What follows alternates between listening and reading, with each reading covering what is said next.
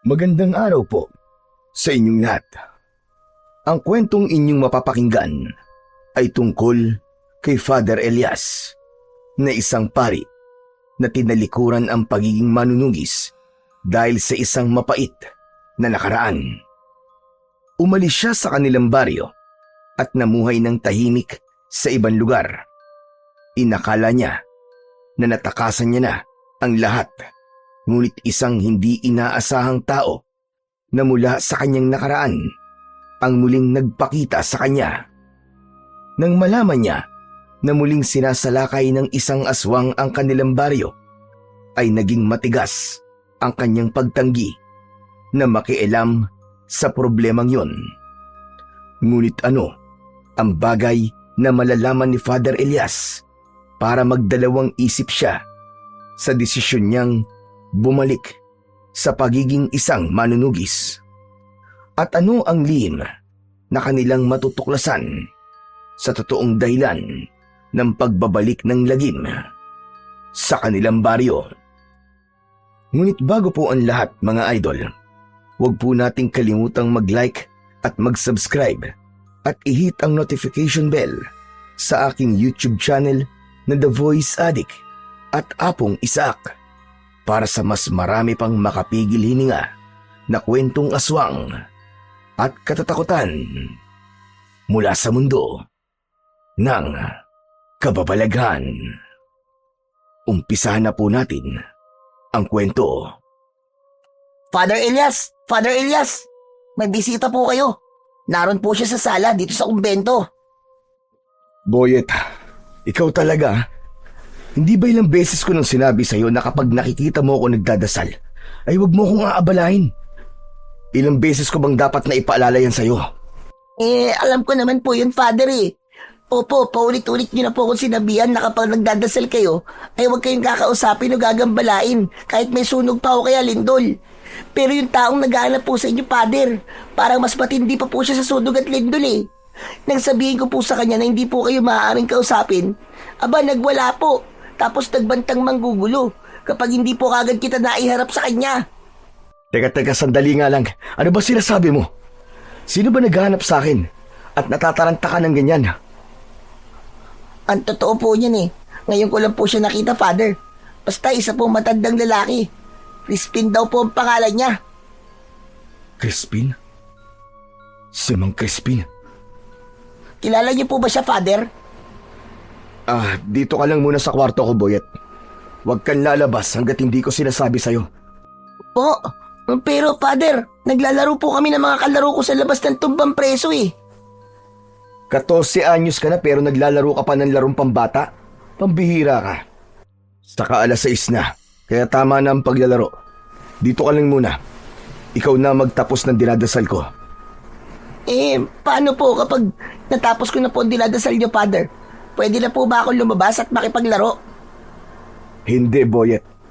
Ulitin mo ang dasal hanggang sa balikan kita dito. Sige na. Simulan mo na ang pagdadasal, Boyet. Father naman eh.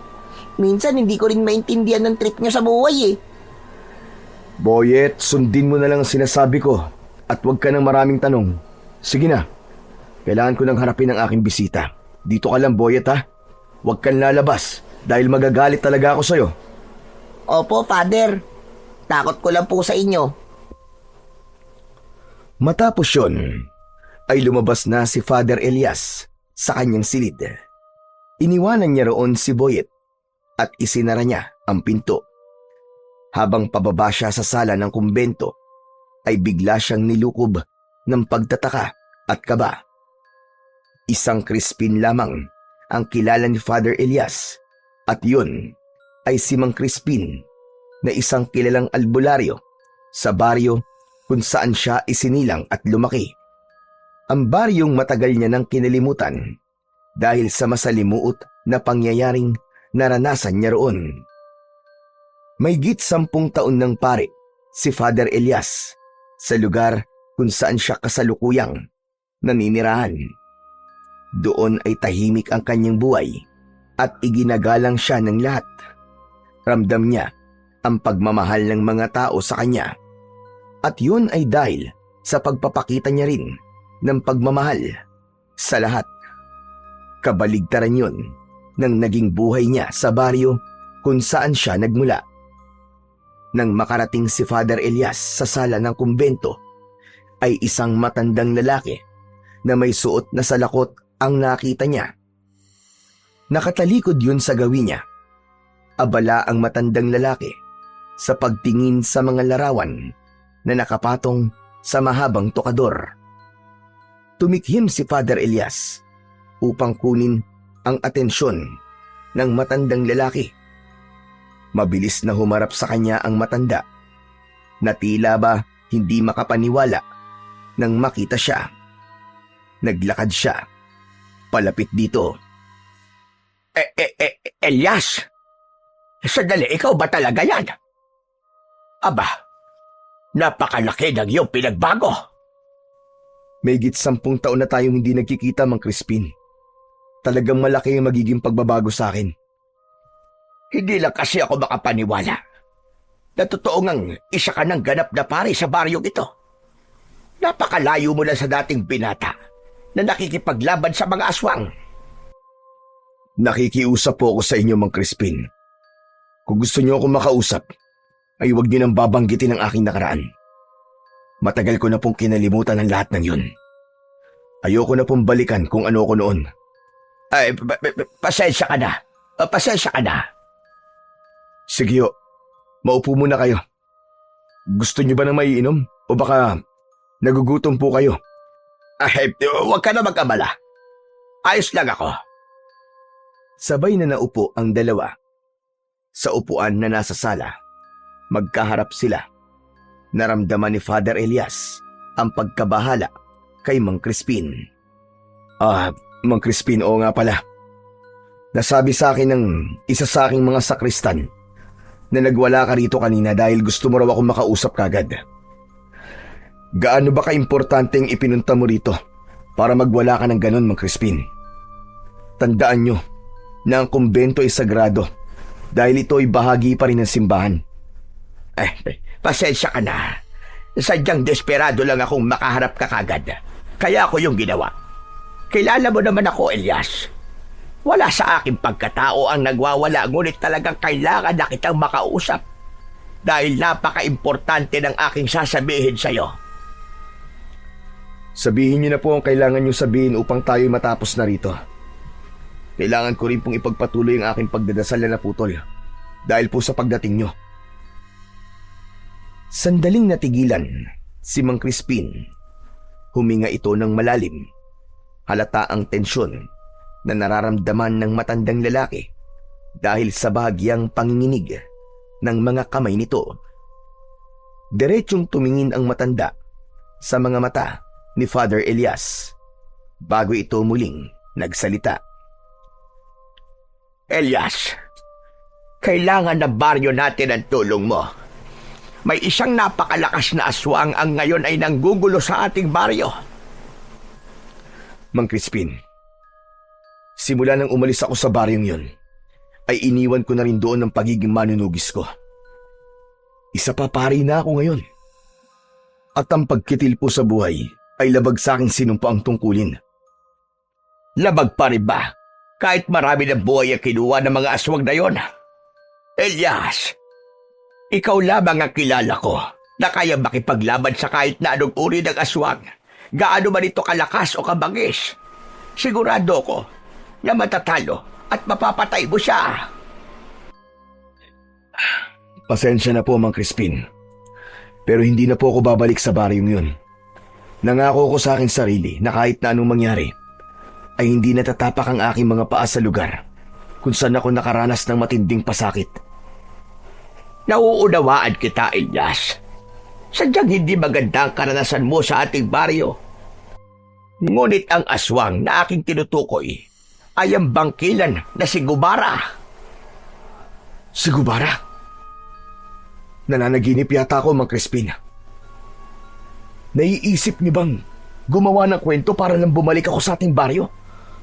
Hindi yan uubra sa akin.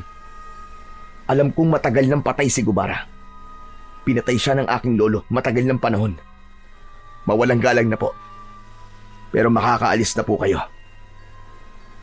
Magtatayo na sana si Father Elias, pero mabilis na nagsalita si Mang Crispin upang pigilan siya. Nagsasabi ako ng totoo, muling nabuhay si Gubara. Sa dahilang hindi namin alam.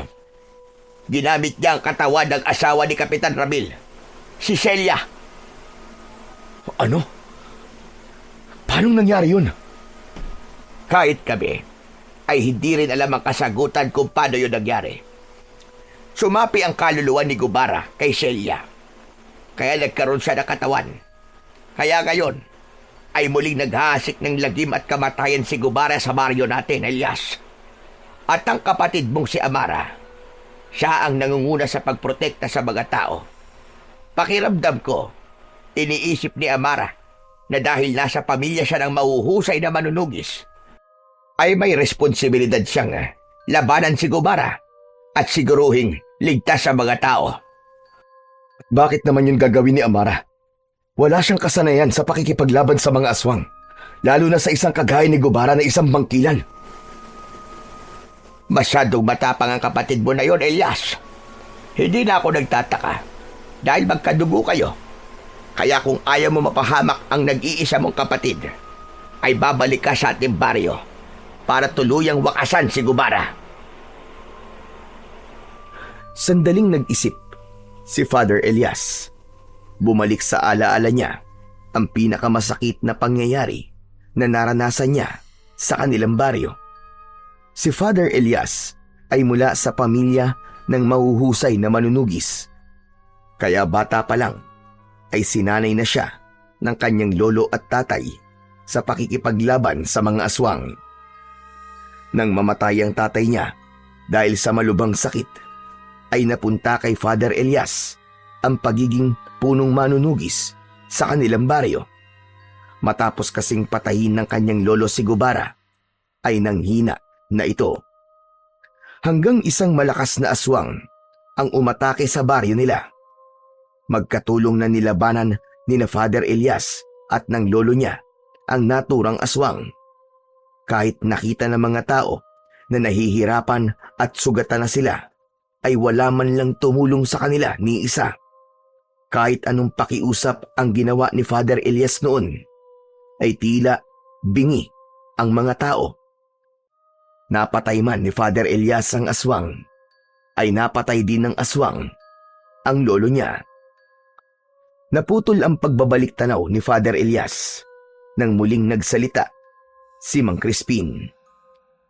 Alam kong malaki ang tampo mo sa ating baryo. Pero Elias, kailangan talaga namin ang tulog mo. Masyadong malakas si Gubara. Hindi namin siya kaya.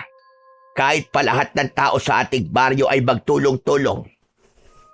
Kahit wag mo na itong gawin para sa ating baryo, gawin mo na lang ito para sa kapatid mo si Amara. Alam kong wala siyang kasanayan sa pakikipaglaban sa mga aswang. Baka dumating ang panahon na maging siya ay mapahamak. Talagang ginamit niyo pang pangalan ng kapatid ko para lang pagbigyan ko ang inyong gusto. Pero pasensya na talaga, Mang Crispin. Matagal ko nang tinalikuran ng pagiging manunugis. Nakatuon na ako ngayon sa paglilingkod sa Panginoon. Kaya sige na, Mang Crispin. Makakaalis na ho kayo. Maraming salamat po sa inyong pagbisita. Masaya po ako na makalipas ang napakahabang panahon ay nakakita ako ng isang pamilyar na muka. Hindi na ba talaga magbabago ang isip mo, Elias? Ano kailangan kong gawin para pumayag ka na labanan si Gubara? Gusto mo ba na lumuhod pa ako sa iyong harapan? Hindi mo na kailangan gawin yan, Mang Crispin. Walang bagay ang kayang baguhin ang aking desisyon.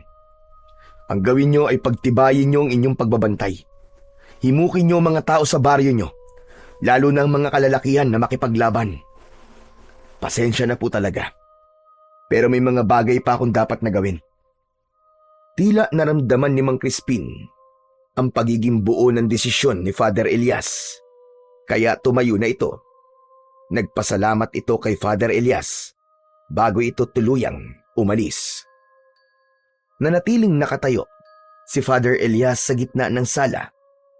Mabilis ang tibok ng puso niya.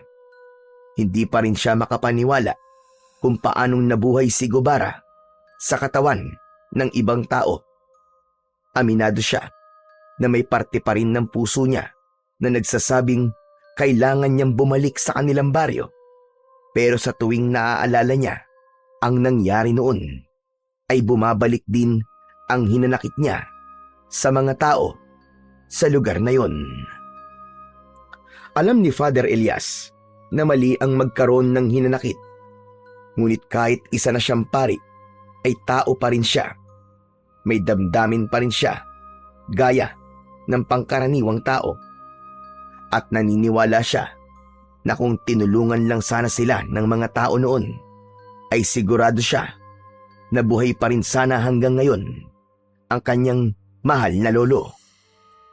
Pagsapit ng 7:00 ng gabi, ay magkasama ng nagsasalo sa hapunan sina Father Elias at ang batang si Boyet. Pritong tilapia at tinola ang kanilang ulam. Si Boyet ay isang binatilyo na dating palaboy. Wala itong pamilya at walang permanenteng tahanan. Madalas itong pagkatuwaan ng mga tao, kaya naawa rito si Father Elias. Hanggang sa nagdesisyon siyang ampunin ito at gawing sakristan. Pinag-aaral niya rin ito upang magkaroon ng direksyon ang buhay nito. Father, totoo ba yung narinig kong pinag-usapan nyo kanina ni Mang Crispin? Dati kang manunugis ng mga aswang? Sabi ko na nga be, hindi mo sinunod ang aking sinabi sa'yo.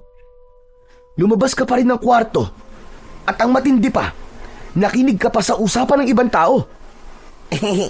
Pasensya ka na, Father, ah.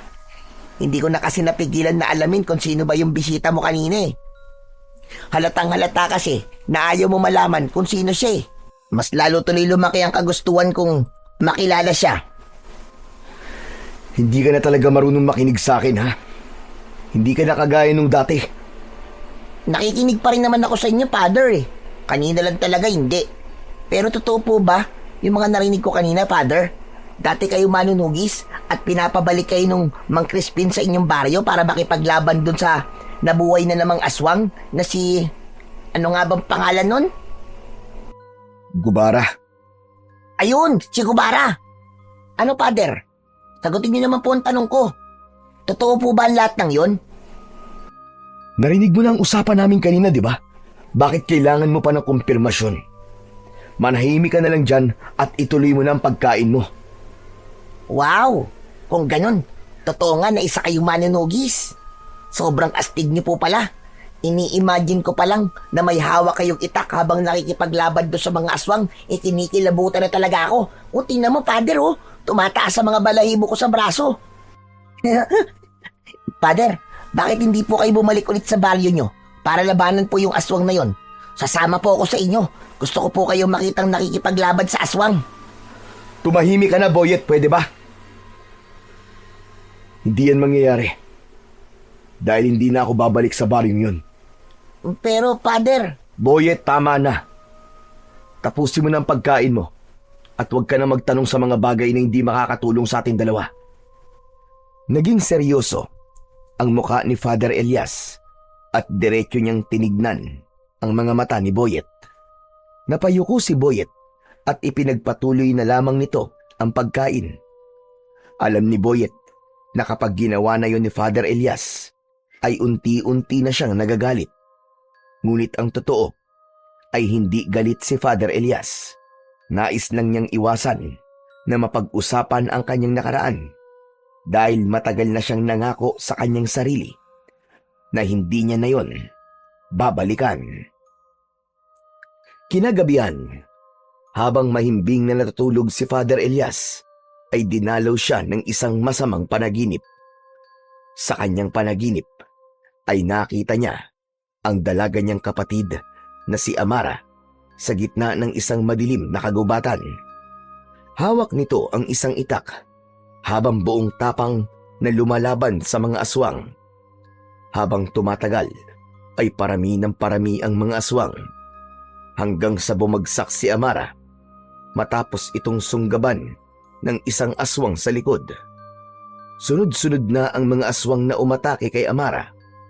Umalingaw-ngaw sa buong kagubatan ang kalunos-lunos na sigaw ni Amara habang umihingi ng tulong kay Father Elias. Amara! Amara! Napabalikwa si Father Elias nang magising siya mula sa panaginip na yun. Habol niya ang paghinga at tagaktak ang malamig na pawis na tumutulo sa kanyang noo. Nagulat siya at muling napasigaw nang bumukas ang pinto ng kanyang silid. Pumasok si Boyet na may dalang kandila kaya inakala niya na isa itong multo. May pag-aalangang lumapit si Boyet kay Father Elias. Father Elias, ano po nangyari? Bakit ka po sumigaw? May magnanakaw bang nakapasok? Nasaan po? Humanda siya sa akin dahil makakatikim siya ng karate ko. Kung makapagsalita ka ng karate, parang marunong ka talaga nun ah. Mas natakot pa nga ako sa pagdating mo eh. Pambihira ka, akala ko multo ka na nangihingi ng hustisya. Aray, grabe ka talaga sa akin, Father Elias ha. Minsan iniisip ko tuloy, hindi kayo totoong pare eh. Masyado pong pasmado ang bibig nyo eh. Lumabas ka na nga ng kwarto ko, Boyet. Bumalik ka na sa silid mo at matulog ka na. Pero bakit nga po kayo sumigaw, Father? Yung sigaw nyo po kasi parang takot na takot po kayo eh. Wala ito. Nanaginip lang ako ng hindi maganda. Ano po na panaginipan nyo, Father? Kwenta nyo naman po sa akin, makikinig ako. Boyet, ayoko magkwento ngayon. Sige na, iwan mo na ako. Okay lang ako. Sure po ba kayo, Father? Oo, huwag ka nang makulit, Boyet. Lumabas na si Boyet ng kwarto ni Father Elias. Nang mag-isa na siya, ay umayo siya ng higa, pero hindi na siya nakabalik sa pagtulog. Inalala niya ang nakababata at nag-iisa niyang kapatid na si Amara. Naisip niya na may posibilidad na magkatotoo ang panaginip niya na yun dahil sinabi ni Mang Crispin na si Amara ang nangunguna sa pakikipaglaban sa aswang na si Gubara. Kinabukasan ng umaga, nakatayo si Father Elias sa harapan ng mga tao sa loob ng simbahan. Nagtungo siya sa gitna at sinimulan niya ang kanyang homily. Mga kapatid, pakinggan natin ang sinasabi sa sulat ni San Pablo sa mga taga-Efeso. Kabanata 4, talata 31 hanggang 32. Alisin niyo ang lahat ng galit, puot at panlilibak at lahat ng masasamang hangarin. Sa halip, maging mabait kayo sa isa't isa. Mahabagin, mapagpatawad, gaya ng pagpapatawad sa inyo ng Diyos sa pamamagitan ni Kristo. Mga kapatid, ang galit ay parang binhi. Kapag ito ay itinanim at hinayaan nating lumago, magbubunga ito ng hinanakit at pagkawasak. Ngunit kung ang itinanim natin ay pangunawa, pagmamahal at pagpapatawad, magbubunga ito ng kapayapaan at pagkakaisa. Mga kapatid, huwag nating hayaang mabulok ang ating mga puso sa puot dahil walang kabutihang naidudulot ito. Ang Diyos ay hindi nagtatanim ng galit, kundi ng pag-ibig. At yun ang dapat nating tularan. Matapos sabihin ni Father Elias ang kanyang homily, ay bahagya siyang natahimik. Bumigat ang kanyang dibdib at tila sumaksak ang sarili niyang mga salita sa kanyang isipan. Naalala niya ang gabing nakipaglaban sila ng kanyang lolo laban sa mga aswang, at kahit nakita ng mga tao na kailangan nila ng tulong, ay walang tumulong sa kanila. Hindi sinasadyang nahagip ng mata niya si Mang Crispin na nasa huliang hanay ng upuan. Matiim yung nakatingin sa kanya na para bang alam nito na tinamaan siya sa kanyang mga sinabi. Matapos ang misa ni Father Elias, ay isa-isa nang umalis ang mga tao. Nasanay na siya na hindi siya umaalis sa unahan. Hanggang sa wala ng tao ang nasa loob ng simbahan. Halos lahat ng mga tao ay umalis na maliban kay Mang Crispin na nakaupo pa rin. Tumalikod na si Father Elias para magtungo sa kumbento pero hinabol siya ni Mang Crispin at naabutan siya nito sa sala ng kumbento. Humarang si Mang Crispin sa harapan ni Father Elias. Mang Crispin, ano bang ginagawa niyo rito? Akala ko ba umalis na kayo? Bakit hindi pa kayo bumabalik sa baryo niyo? Baryo natin, Elias. Baryo natin. Kahit matagal ka nang wala roon, ay hindi mo maaalis ang katotohanan na doon kay pinanganak. Parte ka pa rin ng lugar na yon. Ayoko na pong makipagtalo sa inyo, Mang Crispin. Kung yan po ang gusto niyong isipin ay bahala po kayo. May mga kailangan pa po akong gawin. Pasensya na po kung hindi ko kayo mahaharap ngayon. Yung homily mo kanina, yung tungkol sa pagtatanim ng galit, naramdaman kong tinamaan ka doon. Sa bibig mo na mismo ng galing, Elias. Mali ang magtanim ng galit. Sana ay maunawaan mo na kaya hindi kayo natulungan ng mga tao ng lolo mo noong mga panahong yon. Dahil lubang takot sila. Bukod doon, wala silang alam sa pakikipaglaban sa mga aswang. Tumiim ang bagang ni Father Elias. Nag-init ang kanyang mga mata. Ginawa niya ang lahat upang pigilan ang pagpatak ng kanyang mga luha. Hindi na lang siya nagsalita dahil alam na alam niyang hindi magagandang salita ang lalabas sa kanyang bibig. Inisip niya na siya ay isang pari at alagad ng Diyos at katatapos lang niya sa kanyang misa. Nang hindi na nagsalita si Father Elias, ay tumalikod na lamang si Mang Crispin. Nakakailang hakbang pa lamang si Mang Crispin nang bumalik sa alaala ni Father Elias ang napanaginipan niya kagabi. Ang totoo, hindi na siya nakatulog simula nang magising siya sa panaginip niyang yon. Mang Crispin, sandali lang po. Huminto si Mang Crispin at muli itong lumapit kay Father Elias. Bakit, Elias? Nagbago na ba ang isip mo? Sasama ka na ba sa akin pabalik sa baryo natin? Mang Crispin, totoo ba ang sinabi mo na nangunguna si Amara sa pakikipaglaban kay Gubara? Totoo yun. Totoo ang sinabi ko sa'yo. Kahit ako'y nagulat ng pangunahan ni Amara ang pakikipaglaban kay Gubara. Nasabi ko na sa'yo ang maaaring dahilan niya. Bakit mo nga pala naitanong yan bigla? Ang totoo po kasi niyan, napanaginipan ko po si Amara kagabi. Nakikipaglaban po siya sa mga aswang tapos pinatay siya ng mga aswang. Mang Crispin, natatakot ako sa maaaring mangyari sa kapatid ko sa ginagawa niya. Kaya nga kailangan mo sumama sa akin, Elias. Kailangan mong tulungan ang kapatid mo. Nakikiusap ako sa iyo. Sandaling nag-isip si Father Elias. Si Amara na lamang ang nag-iisang kadugo niya. Kahit natiis niya na wag itong makita ng ilang taon, ay mahalaga pa rin sa kanya ang kapatid niya. Sige po, sasama na po ako sa inyo.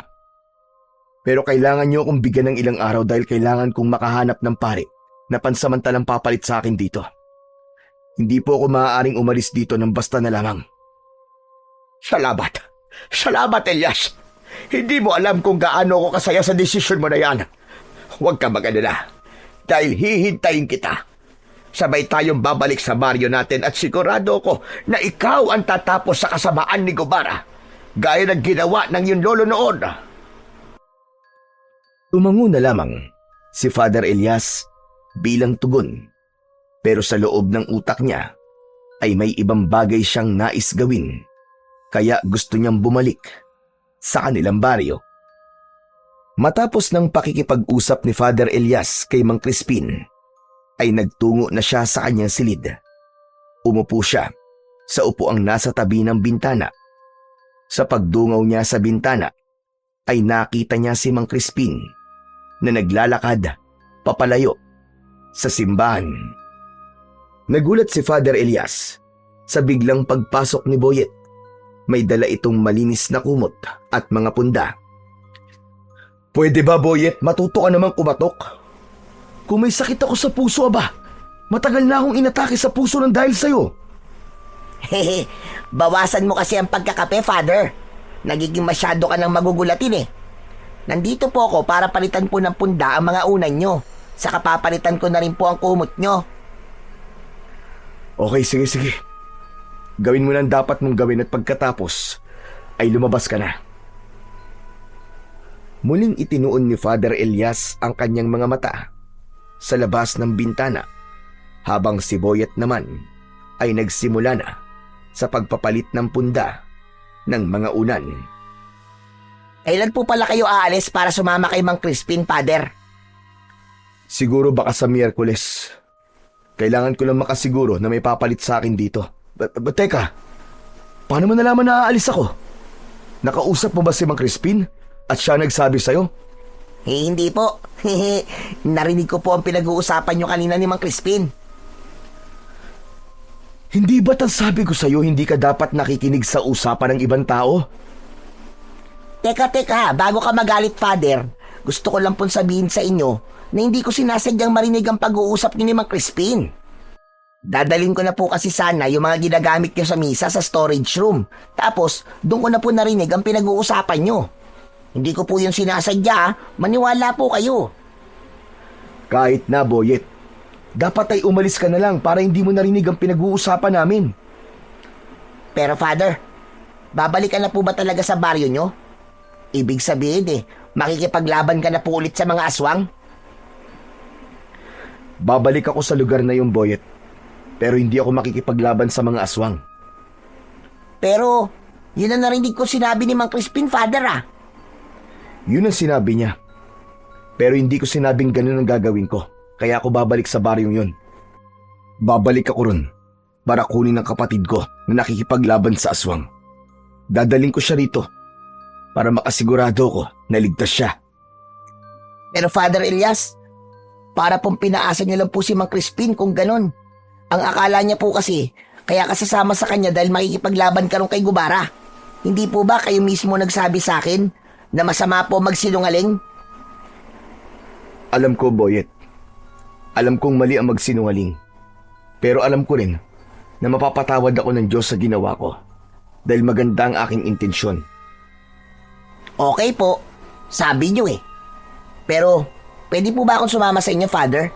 Para po makapagbakasyon ako kahit sandali lang. Palagi na lang po kasi ako nandito sa simbahan Wala naman po akong ibang lugar na napupuntahan. Hindi bakasyon ang ipupunta ko ron, Boyet. Dito ka lang. Wala ka rin namang maitutulong sa akin doon. Aba, pwede po ako magdala ng mga dadali nyo. Pwede niyo po akong utusan kung kinakailangan. Saka, hindi po ako sanay na malayo sa inyo, Father Sige na po, isama niyo na po ako. Mamimiss ko po kayo Panigurado na magiging masaya ako kapag sumama ako sa inyo. Ay, nako. Sige na. Oo na, payag na ako na sumama ka sa akin. Pero tandaan mo na ayoko magpapasaway ka ron, ha? Hindi ka pwedeng mawala sa paningin ko at lahat ng sasabihin ko ay kailangan mo sundin. Nagkakaintindihan ba tayo? Yun lang po pala Yakang-yaka ko pong gawin yun. Bahagyang napangiti si Father Elias sa kasiyahan na ipinakita ni Boyet. Kahit makulit si Boyet at madalas itong nagpapasaway, ay mahalaga pa rin ito sa kanya. Parang anak na ang turing niya rito at wala siyang ibang nais kundi ang ikabubuti at kasiyahan nito. At kung ang pagsama nito sa kanya sa baryo kung saan siya magtutungo ay magpapasaya rito, ay handa siyang isama ito roon. Agad na nagtungo at nakipag-usap si Father Elias sa kanilang obispo upang humingi ng pahintulot para makapagbakasyon siya ng 1 linggo. Ipinaliwanag niya na may kamag-anak siyang namatay at humingi siya ng tulong dito na magpadala ng pansamantalang kapalit na pari sa kanyang parokya. Ilang araw ding naghintay si Father Elias bago dumating ang itinalagang pari na pansamantalang hahalili sa kanya upang magpatuloy ng mga misa at gawain sa simbahan. Nang matiyak niyang maayos na ang lahat at walang maiiwang responsibilidad na nakabinbin, ay nakahinga na siya ng maluwag at inihanda na niya ang sarili para sa nalalapit niyang pagbabalik sa kanilang baryo. Isang gabi, abala si Father Elias sa pag-iempake ng mga gamit na dadalhin niya sa pag-alis nila mamayang madaling araw. Huli niyang inilagay sa kanyang traveling bag ang Biblia at rosaryo. Matapos niyang mag-empake, ay may kumatok sa pinto ng kanyang kwarto. Bumukas yun at pumasok si Boyet. Father Elias, tapos na po ako mag-empake. Hindi ko na po dinamihan ang dinala kong damit kasi ang sabi niyo po, ilang araw lang naman tayo ron. Oo, Boyet. Basta makumbinsi ko ang kapatid ko na sumama sa atin, babalik na agad tayo rito. Pero Father, sigurado po ba kayo na sasama po sa atin ang kapatid niyo? Hindi po ba siya po ang nangunguna sa pakikipaglaban sa aswang sa baryo niyo? Mas matanda ako sa kanya at naniniwala ako na makikinig siya sa akin. Alam kong alam niya na gagawin ko to dahil ayoko mapahamak siya. Eh si Mang Crispin, Father? Anong tungkol kay Mang Crispin, Boyet? Hindi po ba kayo inuusig ng konsensya nyo? Kasi nagsisinungaling po kayo sa kanya. Asang-asa pa naman siya sa inyo na makikipaglaban kayo ron kay Gubara. Kawawa naman siya, Father. Mas kawawa ang kapatid ko, Boyet, kapag namatay siya sa kalaban niyang aswang. Talagang patay ka agad, Father? Hindi pa pwedeng mapahamak muna? Alam mo, ikaw na bata ka, ang dami mo talagang alam. Sige na, matulog ka na. At maaga pa tayong aalis mamayang madaling araw. Kapag ikaw hindi nagising, iiwan talaga kita. Grabe ka talaga, Father. Matutulog na nga po ako eh. Huwag niyo po akong iiwan, ha? Nagmamadaling umalis si Boyet para magtungo na sa kwarto nito. Nang mag-isa na muli si Father Elias, ay siniguro niya na wala na siyang nakalimutang ilagay sa kanyang bag bago siya natulog. Pagsapit ng madaling araw, ay lumabas na ng kumbento sina Father Elias at Boyet. Bit-bit nila ang kanika nilang bag. Sinalubong sila ni Mang Crispin sa labas ng simbahan. Mula roon ay sumakay sila ng tricycle na naghatid sa kanila sa istasyon ng bus. Sumakay sila ng bus at nang napuno na yon ng pasahero, ay umandar na yon. Magkatabi sina Father Elias at Mang Crispin habang si Boyet ay nasa kanilang likuran. Habang nakamasid si Father Elias sa labas ng bintana, ay naririnig niya ang boses ni Mang Crispin. Sa totoo lang, suntok sa buwan ang pagpunta ko sa inyo, Elias. Hindi ako sigurado kung sasama ka sa akin o hindi.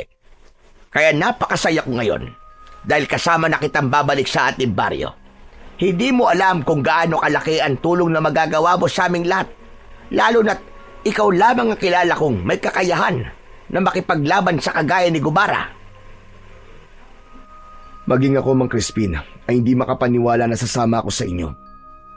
Ngunit huwag niyong isipin na ito ay gagawin ko para sa mga tao sa baryong yun. Ayoko lang may mangyaring masama sa aking kapatid na si Amara. Siya na lamang ang natitira kong kadugo. At para sa isang babae, ay hindi siya ang dapat nangunguna sa pakikipaglaban kay Gubara. Ang bagay na yun ay gawain ng isang lalaki. Sadyang nasa dugo ni Amara ang pagiging manunugis. Pinipigilan ko siya nung una. Pero matindi ang pagnanais niyang makipaglaban upang iligtas at protekta ng ating baryo. Hindi na nagsalita pa si Father Elias at ipinikit na niya ang kanyang mga mata upang hindi na siya kausapin pa ni Mang Crispin.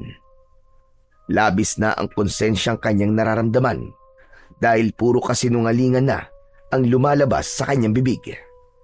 Hindi niya kasi kayang sabihin kay Mang Crispin na kaya siya babalik sa kanilang baryo ay upang kunin at ilayo roon ang kanyang nag-iisang kapatid. Makalipas ang napakahabang oras ng pagbiyahe, ay nakarating na sina Father Elias sa baryong iniwanan niya noon. Hapon na nang makarating sila roon. Sa tagal na nawala siya sa lugar na yon, ay halos wala yung pinagbago. Halos walang katao-tao sa labas, kahit hindi pa madilim ang paligid. Ramdam ni Father Elias ang takot na bumabalot sa buong baryo. May ilan na nakakita sa kanya at tinitigan siya ng mabuti mula sa malayo na parabang inaalam ng mga ito kung sino siya. Nang makarating na sila sa harapan ng bahay ni na Father Elias, ay bahagyang naluha ang pari. Samot-saring alaala ang bumalik sa kanya. Mula sa kanyang pagkabata hanggang sa tuluyan na siyang naging ganap na manunugis ng mga aswang. Halika! Sigurado ko na nasa likod ng inyong bahay si Amara. Alam ko na kapag ganitong oras ay gumagawa siya roon ng mga sibat mula sa kawayan. Naunang nagtungo si Mang Crispin sa likod ng bahay. Marahan ng paghakbang na nakasunod naman dito sina Father Elias at Boyet. Nasa gilid pa lang sila ng bahay ay narinig na nila ang boses ni Amara. Mang Crispin, nakabalik na po pala kayo. Kumusta po ang lakad nyo? Kasama niyo na po ba si Kuya Elias? Nakarating na si Father Elias sa likod ng bahay. Naroon si Amara na may hawak na kawayan at itak. Tuluyan nang pumatak ang luha ni Father Elias nang malaman na dalagang-dalaga na ang kanyang kapatid. Malayo na yon sa dalagitang si Amara nang umalis siya sa baryong yun. Naluluwang lumapit si Amara kay Father Elias. Hindi makapaniwalang tinignan siya nito. Kuya, ikaw na ba talaga yan? Kuya Elias? Ako nga, Amara. Bagay na bagay pala talaga sa'yo maging pari, kuya. Bagay sa'yo ang suot mong abito. Totoo nga sinabi mo sa akin bago ka umalis na magiging pari ka dahil mas gusto mo ang tahimik na buhay. Iiwan ko muna kayo magkapatid para makapag-usap kayo. Boy at Iho, ilagay mo muna ang gamit ni Elias sa loob at sumama ka sa akin. Bigyan natin ng oras sina Elias at Amara. Sige po, Mang Crispin. Nang makaalis na sina Mang Crispin at Boyet, ay mahigpit na yumakap si Amara kay Father Elias. Gumanti naman si Father Elias ng yakap sa kanyang kapatid. Matapos nilang magyakap, ay kapwa sila luhaan. Sobrang saya ko, kuya. Kasi nandito ka na ulit sa baryo natin. Pero sana, kuya, i-proud ka sa akin. Kasi nakaya ko mag-isang mabuhay. Patawarin mo ako kung iniwanan kita noon. Patawad kung umalis pa rin ako kahit alam ko na mabubuhay ka rito na mag-isa. Ayos lang, kuya. Dahil kasi ron ay mas naging matapang ako. Natuto ko mabuhay nang hindi palaging nakadepende sa ibang tao. Kaya nga sobra kitang ipinagmamalaki, Amara. Napakalayo mo na sa matatakuting dalagitan na kahit sa kidlat at kulog ay nagtatago.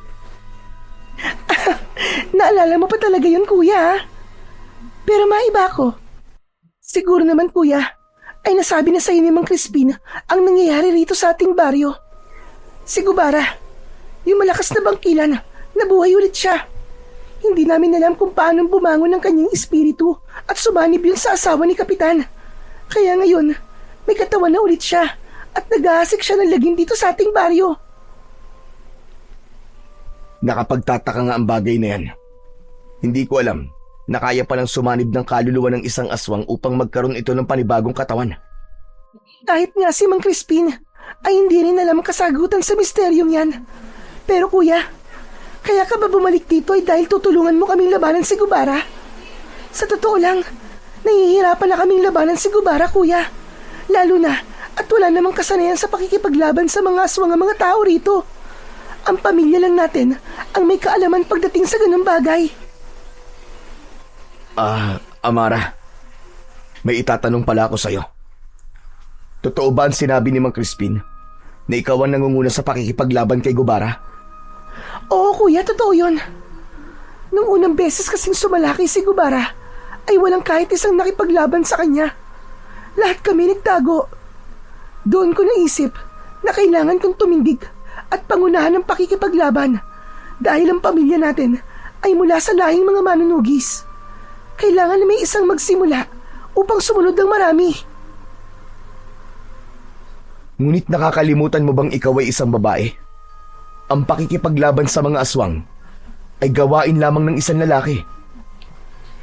Hindi ko iniisip kung ano ang aking kasarian, kuya. Ang tanging nasa isip ko ay ang maprotektahan ng baryo natin laban sa hayop na Gubarang yon. Nakalimutan mo na rin yata na namatay si Lolo dahil hindi kami tinulungan ng mga tao sa pakikipaglaban namin sa isang aswang. Ano't nais mo pa rin protektahan ng mga tao sa lugar na to? Dahil mahal sila ni Lolo. Mahal ni Lolo ang mga tao sa baryo natin, kuya. Alam ko na namatay si Lolo na masaya dahil sa kahuli-hulihan niyang hininga ay nagawa niya ang gusto niya at nakakapagpasaya sa kanya. At yun ay ang protektahan ng baryong ito. Biglang natahimik si Father Elias sa sinabing yun ng kanyang nakababatang kapatid na si Amara. Pakiramdam niya tuloy kahit isa siyang pari ay napakasama niya dahil mas mapagtanim siya ng sama ng loob kumpara sa kanyang nakababatang kapatid. Oo nga pala, Amara. Hindi ako naparito para makipaglaban kay Gubara. Nang malaman ko mula kay Mang Crispin na ikaw ang nangunguna sa pakikipaglaban sa aswang na yon, ay labis ako nag-alala sa'yo. Ano? Pero teka, kuya. Ano ang totoong dahilan mo? Bakit ka nandito ngayon? Dahil sa'yo, Amara. Hindi ko gustong ginagawa mong pakikipaglaban sa mga aswang. Nandito ako para sunduin ka. Isasama kita sa baryo kung saan ako nakatira ngayon. Mas ligtas ka ron at kapag naroon ka, ay mas magiging kampante ako. Pasensya na, kuya. Pero hindi ako aalis sa baryong to. Lalo na ngayon nandito na naman si Gubara. Kung makikita mo lang ang takot ng mga tao sa tuwing umaatake si Gubara, kuya, baka hindi ka na umalis dito. Baka hindi ka na umalis hanggat hindi mo napapatay ang Gubara na yon. Sa ganitong sitwasyon, hindi masamang isipin mo ang sarili mo. Sige na, mag-impake ka na at aalis na tayo ngayon din. Pasensya na, kuya. Hindi ako aalis dito. Hindi ko iiwan ng mga tao na nasa isang sitwasyon na hindi nila alam ang kanilang gagawin. Hindi matututo ang mga tao rito kung palagi mo silang tutulungan. Hindi mo ako naiintindihan, kuya. Nung umalis ka, tiniwan mo ako mag-isa. Ang mga tao rito ang tumulong sa akin. Takot na takot ako nung una. Pero sina Aling Clara, sina Ate Sonia at kung sino-sino pa, sila ang sumama sa akin sa bahay natin, lalo na sa gabi. Binibigyan nila ako ng pagkain araw-araw dahil alam nilang wala akong trabaho. Kung hindi dahil sa kanila, malamang ay ginusto ko na lang na sumunod kay Lolo sa kabilang buhay. Kaya itong ginagawa kong ito ay pagbawi ko sa kabutihan nila sa akin, kuya. Hindi man nakikipaglaban sa mga aswang ang karamihan sa mga tao rito, pero bumabawi naman sila sa ibang bagay. Yan sana ang gusto kong maintindihan mo, kuya. Nararapat nang nilang gawin ang lahat ng yun sa'yo, Amara. Napakalaki ng naitulong ni na tatay at lolo sa mga tao rito nung buhay pa sila. Buong buhay nila ay inilaan nila para protekta ng baryong to mula sa mga aswang. Kahit na, kuya. Pasensya ka na talaga. Pero hindi ako sasama sa'yo sa baryong sinasabi mo. Dito lang ako. Kaya kung hindi ka naman pala makikipaglaban kay Gubara at narito ka lamang para sunduin ako, ay mas makabubuti pang umalis ka na lang. Amara, para rin sa'yo ang pag-alis natin dito. Hindi ka sinanay para makipaglaban sa mga aswang. Natatakot ako na baka may kung anong mangyari sa'yo kapag itinuloy mo ang ginagawa mo na yan. Kaya bilang nakatatandang kapatid mo, bilang kuya mo, inuutusan kitang sumama sa akin sa pag-alis ko. Pasensya na talaga, kuya. Pero buo na ang pasya ko. Dito lang ako. Poprotektahan ko ang mga tao rito mula kay Gubara. Hanggang mapatay ko na siya at bumalik na ang kapayapaan dito. Kung ganun, hindi ako aalis dito hanggat hindi ka sumasama sa akin. Mas maganda yun, kuya. Panigurado na habang buhay ka nang maninirahan dito. Dahil sa sinabi mo na yan. Nagtama ang mga mata ni na Father Elias at Amara. Nakita ni Father Elias na seryoso si Amara at tila ipinaramdam nito na wala itong dahilan para lisanin ang lugar na yon. Ngunit nangako si Father Elias sa kanyang sarili na hindi siya aalis sa baryong yon nang hindi niya kasama ang kanyang nag-iisang kapatid. Matapos kausapin ni Father Elias si Amara, ay pumasok na siya sa kanilang bahay. Ang plano niya ay magpahinga na sapagkat naramdaman niya ang pagod mula sa napakahabang biyahe nila kanina. Napansin niya na halos walang nagbago sa kanilang bahay. Nakasabit pa rin sa isang parte ng dingding ang mga litrato nila ni Amara kasama ang kanilang ama at lolo. Nakangiti silang lahat doon. Bakas sa mukha nila ang labis na kasiyahan. Ngunit para kay Father Elias, ang kasiyahang yun ay hindi na niya mararamdaman dahil wala na ang kanyang ama at lolo. Maya-maya pa ay dumating ang batang si Boyet. Agad itong lumapit sa kanya. Grabe si Mang Crispin. Alam naman niyang pagod ako sa biyahe. Nilakad niya ako ng nilakad dito sa baryo. Wala naman akong nakitang kakaiba, Father. Parang ganito rin sa baryo natin eh. Ay teka, nakausap niyo na po ba si Ate Amara? Pumayag na po ba siyang sumama sa atin? Hindi ko pa siya napapapayag, Boyet. Masyado siyang matigas. Ayaw niya makinig sa akin. Talagang gusto niyang gayahin sina tatay at lolo na protektahan ng baryong to laban sa mga aswang hanggang sa huli nilang hininga. Nako, problema po yan, Father. Ibig po ba sabihin hindi kaagad tayo aalis dito? Ganun na nga, Boyet. Kailangan ko mapapayag ang kapatid ko sa gusto kong mangyari. Sinabi ko na sa kanya na hindi ako aalis hanggang sa hindi siya sumasama sa atin. Yes, ayos! Anong yes ayos ang sinasabi mo dyan, ha? Bakit parang masaya ka pa yata? Ay, sorry, Father. Pero di ba, ang sabi ko po sa inyo, ay gusto ko po magbakasyon. Kung hindi agad tayo aalis dito, ibig sabihin, ay matagal din akong ligtas sa mga gawain sa simbahan. Bakit, Boyet? Nagsasawa ka na ba sa mga ginagawa mo sa simbahan, ha? Hindi naman po. Pero simula po kasi ng ampunin niyo ako, ay wala na akong ginawa kundi ang maglingkod sa simbahan at gawin ang mga dapat kong gawin doon. Hindi sa nagsasawa po ako, pero tao lang po tayo, Father. Kailangan din po natin ng pahinga kahit sandali sa mga bagay na nakasanayan nating gawin, hindi po ba? Pakiramdam ni Father Elias ay pinapatamaan siya ni Boyet sa mga sinabi nito kahit hindi yun ang intensyon nito. Aminado siya na simula nang naging pari siya ay inilaan na niya ang kanyang sarili sa paglilingkod sa Panginoon at tuluyan niya ng tinalikuran ang pagiging manunugis.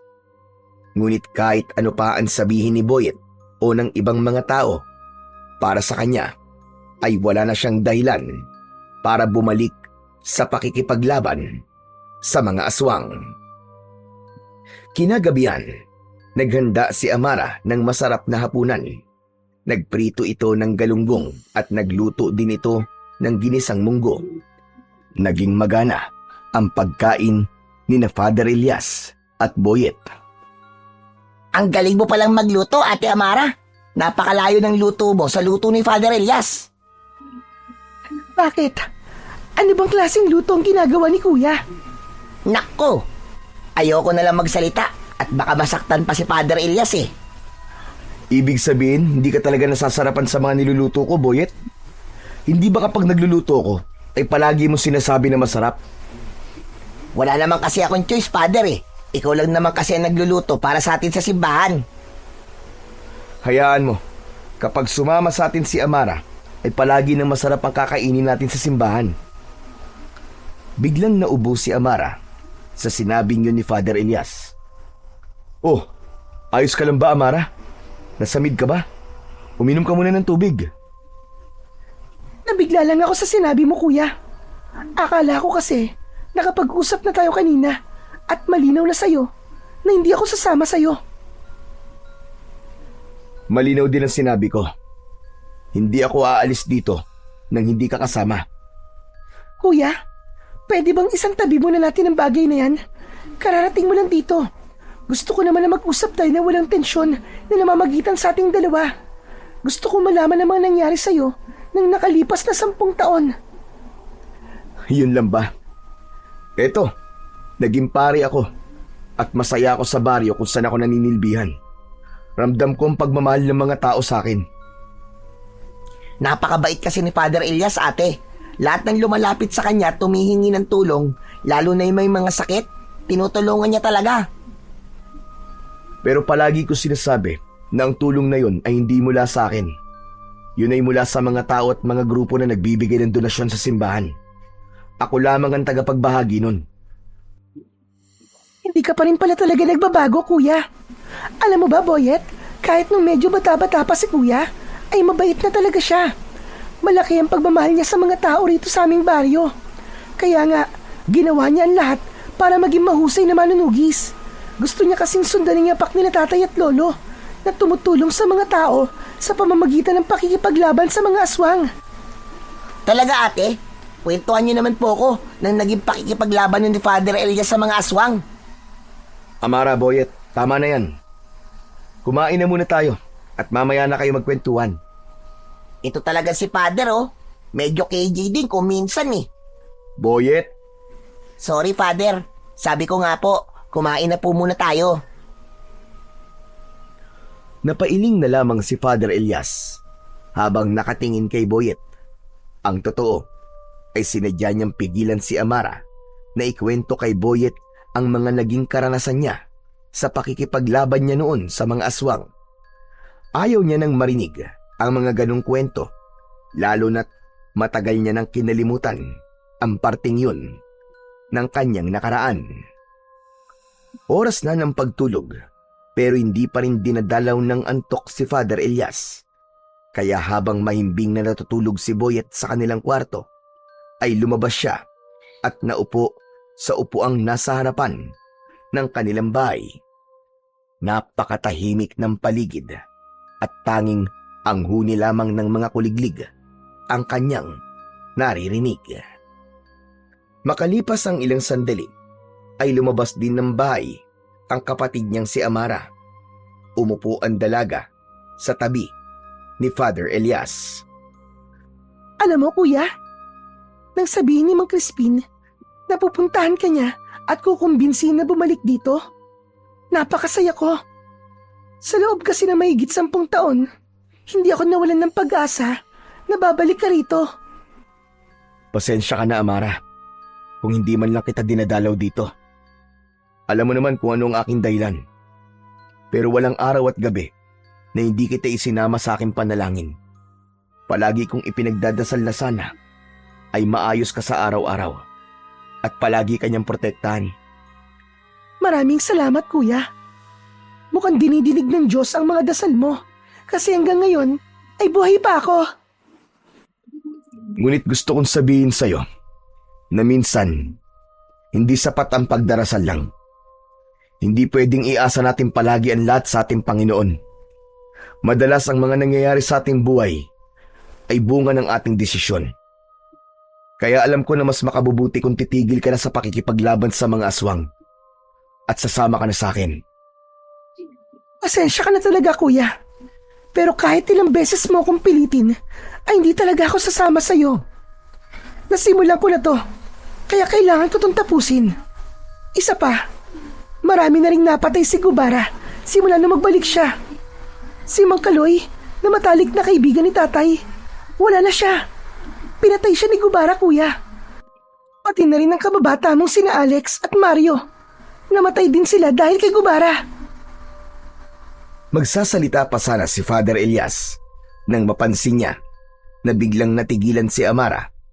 Hinawakan ni Amara ang suot nitong agimat na nakasabit sa leeg nito at mariin itong pumikit.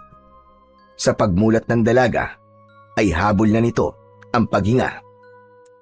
Bakit, Tamara? Anong nangyayari? Ayos ka lang ba? Si Gubara, kuya. Nandito na naman siya. Kailangan ko siyang harapin. Ano? Hindi. Dito ka lang. Hindi ka aalis, Amara. Ngunit hindi pinakinggan ni Amara si Father Elias. Nagmamadaling pumasok sa bahay si Amara at paglabas nito ay may dala na itong matalas na itak. Walang lingon-likod itong tumakbo papalayo. Amara! Amara, bumalik ka rito! Amara! Tila walang narinig si Amara at patuloy lang yun sa pagtakbo. Nagkaroon ng pagdadalawang isip si Father Elias kung susundan at tutulungan niya ang kanyang kapatid. Ngunit mas nanaig sa kanya ang desisyon niyang wag nang bumalik sa pakikipaglaban sa mga aswang. Dahil sa pagsigaw ni Father Elias ay nagising si Boyet. Pupungas-pungas itong lumabas. Bakit ang ingay niyo naman po, Father? Alam niyo naman pong may natutulog eh.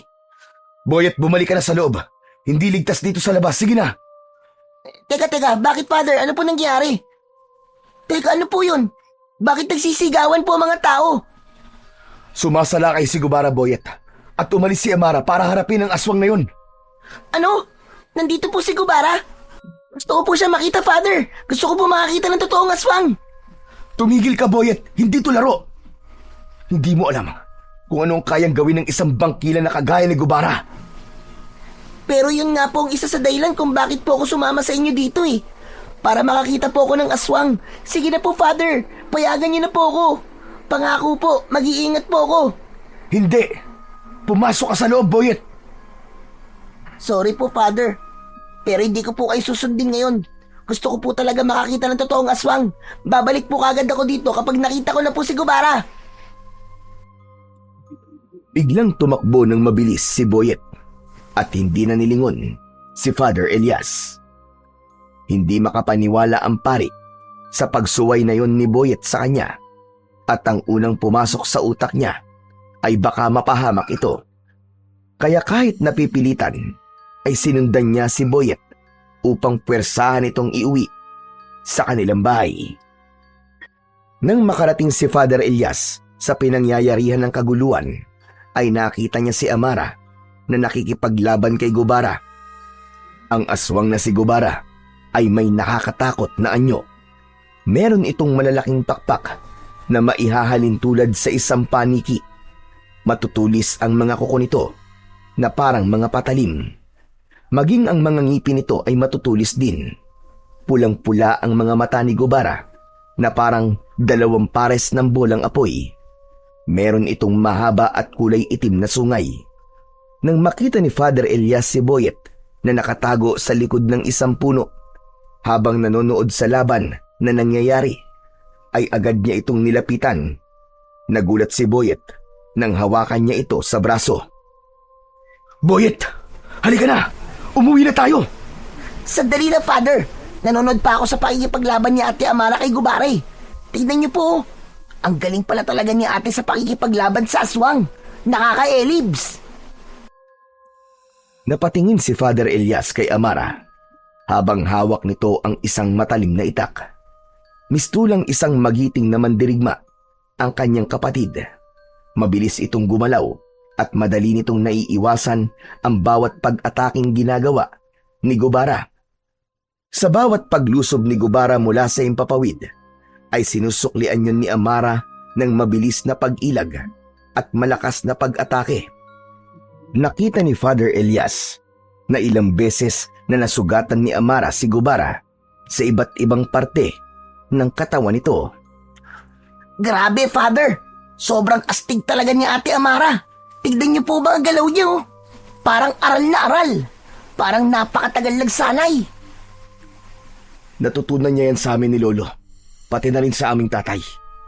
Mukhang habang nagsasanay kami nun, ay pinapanood niya kami. Kaya alam niya ang mga ganyang galaw. Bakit hindi niyo po siya tulungan, Father? Gusto ko rin pong makita na nakikipaglaban po kayo sa aswang. Sige na po, Father. Tulungan niyo na po siya. Manahimik ka, Boyet. Isa na akong pari ngayon at hindi na ako manunugis. Muling lumipad si Gubara at sumugod mula sa itaas. Naglalaway ito at galit na galit, subalit sinalubong ito ni Amara ng mabilis na saksak sa balikat. Napaatras si Gubara at lumipad yun papalayo hanggang sa tuluyan na yung nawala sa kanilang paningin. Doon na lumabas ang mga tao sa kani-kanilang mga bahay. Takot na lumapit ang mga yun kay Amara upang magpasalamat. Nang sandaling yon ay lumabas na rin sina Father Elias sa likod ng puno. Naglakad siya papalapit kay Amara at hinawakan niya ito sa braso. Kuya! Umuwi na tayo. Sandali lang, kuya. Nagpapasalamat pa ang mga tao sa akin. Tama na yan. Umuwi na tayo. Wala nang nagawa si Amara, kundi ang sumunod at sumama sa kuya niyang si Father Elias. Nang makarating sila sa kanilang bahay, ay nasa labas si Mang Crispin na parabang naghihintay sa kanila. May bitbit itong bayong na wala silang ideya kung ano ang laman. Nakita mo naman siguro kung gaano kahusay makipaglaban si Amara. Siguro naman, Elias, ay hindi mo na siya pipilitin na sumama sa'yo. Paalis sa baryo natin. Teka. Paano niyo po nalaman ang bagay na yan? Amara, sinabi mo ba sa kanya? Hindi. Wala akong sinasabi kay Mang Crispin. Si Boyet ang nagsabi sa akin, Elias. Bago tayo umalis sa simbahan, ay ipinaalam niya na kaya ka nagbalik sa ating baryo ay upang ilayo sa lugar na to ang iyong kapatid. Mang Crispin naman pahamak eh. Hindi po ba sabi ko sa inyo, huwag niyo sasabihin kay Father na ako nagsabi sa inyo? Yari tuloy ako ngayon. Ikaw talaga, Boyet, ha? Kahit kailan talaga puro pagpapasaway ang ginagawa mo. Huwag ka na magalit kay Boyet, Elias. Nakita mo naman, kahit nalaman ko na wala kang balak labanan si Gubara, ay isinama pa rin kita rito. Nais ko kasing makita mo mismo ang kalagayan ng ating lugar. Gusto kong maramdaman mo ang kanilang takot. Gusto kong makita mo ang tapang ng iyong kapatid. Dahil naniniwala ko na kahit matagal mo nang tinalikuran ang pagiging manunugis ng mga aswang, ay hindi ito basta-bastang mawawala sa iyong pagkatao. Gaya nga na sinabi ng iyong lolo noon, ang taong ipinanganak na manunugis ay mamamatay na isa pa ring manunugis. Iba ako, Mang Crispin. Iba ako. Hindi ganyan ang nakita ko kanina. Habang pinapanood kita habang nakikipaglaban si Amara kay Gubara, nakita ko na gusto mo siyang tulungan at labis ang iyong pagkabanga. Huwag mong pigilan kung ano ang sinasabi ng puso mo, Elias. Maiintindihan ng Diyos kung pipiliin mong labanan at patayin ang demonyong si Gubara. Mas magiging madali ang kamatayan niya kung dalawa kayo ng kapatid mong si Amara ang makikipaglaban sa kanya. Gamitin mo ng muli ang iyong krusipiho. Mula sa bayong na hawak ni Mang Crispin ay inilabas nito ang isang malaking krusipiho. Halos 5 dangkal niya ang haba nun. Gawa yun sa magandang uri ng metal. Napasinghap si Father Elias nang makita niya ang krusipiho. Yun ay ang kanyang kakaibang sandata laban sa mga aswang. Sa unang tingin ay masasabi na isa lamang yung normal na krusipiho. Ngunit kapag hinugot ang itaas na bahagi nun, ay lalabas ang isang mahabang patalim. Yun ay minana pa niya sa kanyang ama. Lumapit si Mang Crispin kay Father Elias. Inilapit nito sa kanya ang krusipiho. Ilayo niyo sa akin ang bagay na yan. Ayoko na yan makita. Saka paano yan napunta sa inyo? Tinapon ko na noon yan sa ilog Kinuha ko ito mula sa ilog na yung pinagtapunan. Alam ko na darating ang panahon na muli mo ito kakailanganin. Kaya itinago ko at inalagaan. Nagkakabali ka, Mang Crispin. Hindi ko na yan kailangan at kahit kailan, Hindi ko na muling gagamitin ang sandatang yan. Kuya, pakiusap. Tulungan mo akong labanan si Gubara. Oo, nagagawa ko siyang itaboy. Ngunit nararamdaman ko na habang tumatagal ay palakas siya ng palakas. Ayokong dumating sa punto na kapag sobrang lakas na siya ay hindi ko na siya kayang labanan. Kaya bago pa niya tuluyang makamit ang buo niyang lakas ay dapat na natin siyang tapusin. Hindi, ayoko. Hindi niyo ako mapipilit na muling maging manunugis. Hindi ako bumalik dito para makipaglaban sa aswang. Nandito ako para sunduin ka, Amara. Nandito ako para ilayo ka sa panganib at sa lugar na to. Ngunit nagulat si Father Elias nang kunin ni Mang Crispin ang isa niyang kamay at ipinatong nito roon ang kursipiho. Naramdaman niya ang lamig nun. Mabigat yun. Pero kahit matagal niya na yung hindi nahahawakan, ay tila sanay na sanay pa rin siya na dalhin yun. Magnilay-nilay ka, Elias.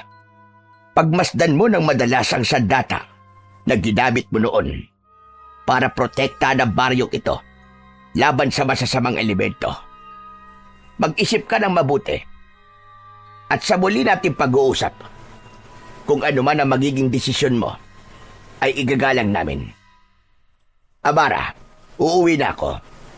Maraming salamat dahil muli mong iniligtas ang ating baryo mula kay Gubara. Matapos yun, ay umalis na si Mang Crispin. Naiwan sa mga kamay ni Father Elias ang kursipiho. Hindi na rin nagsalita sina Amara at Boyet. Magkasamang pumasok ang dalawa sa bahay. Naiwang mag-isa si Father Elias sa labas habang hawak niya ang sandata na napakaraming aswang na ang napaslang. Habang nakatingin si Father Elias sa kursipiho, ay hindi niya alam ang kanyang mararamdaman. Nang nagdesisyon siyang itapon yun, ay hindi na siya umasa na muli niya itong makikita. Kaya hindi pa rin siya makapaniwala na nasa mga kamay na niya ang kanyang nag-iisang sandata. Magdamag na hindi nakatulog si Father Elias dahil sa pag-iisip kung ano ang kanyang magiging desisyon. Nagtatalo ang kanyang utak at puso. Nais ng utak niya na sapilitang ilayo ang kapatid niyang si Amara sa lugar na yon. Ngunit ang gusto naman ng kanyang puso ay tulungan si Amara na labanan ang aswang na si Gubara. Nagulat na lamang siya nang makarinig ng sunod-sunod na pagtilaok ng manok sa labas ng kanilang bahay. Nang buksan niya ang bintana, ay nakita niya ang unti-unting pagsilip ng araw sa silangan. Tinignan niya ang kursipihong nakasandal sa dingding. Hindi na kita kailangan. Matagal na kitang tinalikuran, gaya ng pakikipaglaban ko sa mga aswang. Isang desisyon ang nabuo sa isipan ni Father Elias ng mga sandaling yun. Kinuha niya ang kursipiyo at saka siya lumabas ng kanilang bahay. Malalaki ang kanyang mga akbang at makalipas ang ilang minuto ay narating na niya ang malinis na ilog na nasa bukana ng kagubatan. Bumalik sa alaala niya ang gabing itinapon niya roon ang sandata niyang kursipiho. Tinignan ni Father Elias ang kursipiho at kinausap niya yon na parabang naiintindihan siya nito. Patawarin mo ko kung sa pangalawang pagkakataon ay itatapon kita. Hindi na kita kailangan. Matagal na kitang kinalimutan. Pero nais kong magpasalamat sa iyo sa mga laban na kasama kita at naipanalo natin. At sana, sa pagkakataong ito, ay huwag ka nang bumalik sa akin. Akmang itatapon na sana ni Father Elias ang kursipiyo sa malalim na bahagi ng ilog nang marinig niya ang pagtawag ni Boyet sa kanya. Paglingon niya ay nakita niya si Boyet na humahangos na palapit sa kanya. Boyet, anong ginagawa mo rito? Nakita po kasi kita na umalis na lang ang Korsipio. Akala ko po kung anong gagawin nyo. Tapos, malalaman ko na itatapon nyo na naman po ulit ang Korsipio. Dahil yun ang nararapat sa bagay na to, Boyet. Wala na akong balak na gamitin to. Kaya mas makabubuti na itapon ko na lamang ito tulad ng ginawa ko dati. Sayang naman po kung itatapon nyo po yan, Father Elias. Hindi nyo po ba alam ang kasabihan na kapag pinakawalan mo ang isang tao o bagay, kapag bumalik ito, ay para sa iyo talaga. Kaya Father Elias, para po talaga sa inyong krusipiho na yan. Oras na po para bumalik kayo sa pagiging manunugis.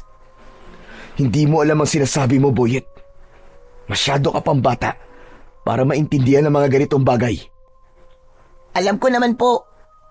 Hindi ko po alam kung gaano kasakit sa inyo na hindi kayo tinulungan ng mga tao rito noon. Kaya namatay ang inyong lolo. Father, matagal ko na pong gustong itanong sa inyo. Bakit ayaw niyo na pong labanan si Gubara? Ano po ba ang pumipigil sa inyo? Kasi kung tutuusin po, Father Elias, kayo ang masanay. Kayo po ang mas malakas at kayo po ang may kakayahan na labanan siya. Nasa inyo po talaga ang lahat ng abilidad para talunin ng aswang na yon. Hindi ko kailangan sagutin ang tanong mo. Mas mabuti pang iwanan mo na lamang ako rito, Boyet. Tulad po ng sinabi ko, Father, naiintindihan ko po na nasasaktan kayo. Naiintindihan ko po na galit pa rin kayo sa mga tao dito. Pero Father Elias, hindi po ba maaaring isantabi nyo na lang muna ang galit nyo? At isipin niyo po ang mga buhay na maililigtas niyo. Hindi po lahat ng tao ay kasing tapang po ninyo, Father. Kung wala kayong gagawin, sino po ang aasahan nila? Si Ate Amara po ba? Hanggang kailan niya po kayang mag-isa, Father? Hanggang kailan niya kayang ipaglaban ng baryo habang kayo ay patuloy na pinipiling kalimutan ng tungkulin niyo? Father, hindi lang po sa Diyos kayo merong tungkulin, kundi maging sa mga tao rin.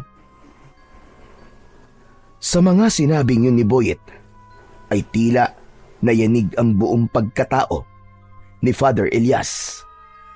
Para siyang binuhusan ng malamig na tubig. Hindi siya makasagot. Ramdam na ramdam niya ang init ng kanyang dugo at ang paghigpit ng kanyang mga kamao. Ang mga mata ni Boyet na puno ng pag-asa at tiwala ay nagsilbing salamin ng katotohanang matagal niya nang tinatanggihan na hindi niya kayang pabayaan si Amara. At higit sa lahat, hindi niya kayang talikuran ang kanyang tungkulin bilang isang kapatid, bilang mamamayan, at bilang alagad ng Diyos. Labis na natauhan si Father Elias sa mga sinabi sa kanya ng batang si Boyet. Hindi niya inakala na ang binatilyong kagaya nito ang magiging dahilan para maging malinaw ang kanyang pag-iisip. Hindi na niya itinuloy ang pagtapon sa sandata niyang krusipiyo. Bagkus ay bumalik siya sa bahay nila. Nadala yun. Agad siyang nagtungo sa likod ng bahay at sinimulan niyang hasain ang patalim na nakatago sa krusipiyo. Masayang pinapanood ni Boyet ang kanyang ginagawa. Nang makita ni Amara ang ginagawa na yon ni Father Elias, ay napanganga ito. Hindi ito makapaniwala na parabang panaginip lamang ang nakikita nito. Amara, ayos ka lang ba? Bakit parang nakakita ka dyan ng multo? Kuya, totoo ba itong nakikita ko? Hinahasa mo ang krusipiyo? Oo eh. Napansin ko kasi na medyo hindi maganda ang pag-aalaga rito ni Mang Crispin. Kailangan ito ng maayos na pag-aasa. Pero sandali lang, kuya. Tama ba ang nasa isip ko? Gagamitin mo na ulit ang sandata mong yan? Hindi ko lang to basta gagamitin. Kundi sasamahan kita, Amara, sa pakikipaglaban mo kay Gubara. Kaya sa susunod na umatake rito si Gubara, ay hindi ka na mag-iisa sa pagharap sa kanya. Dahil dalawa na tayong makikipaglaban sa kanya. Dalawa tayong papatay sa kanya, Amara. Ano? Totoo ba ito, kuya? Baka naman binibiro mo lang ako. Kilala mo ako, Amara. Hindi ako ang klase ng tao na marunong magbiro. Magpasalamat ka dyan, sa makulit na batang yan, kay Boyet. Ha? Bakit sa akin, Father? Anong ginawa ko?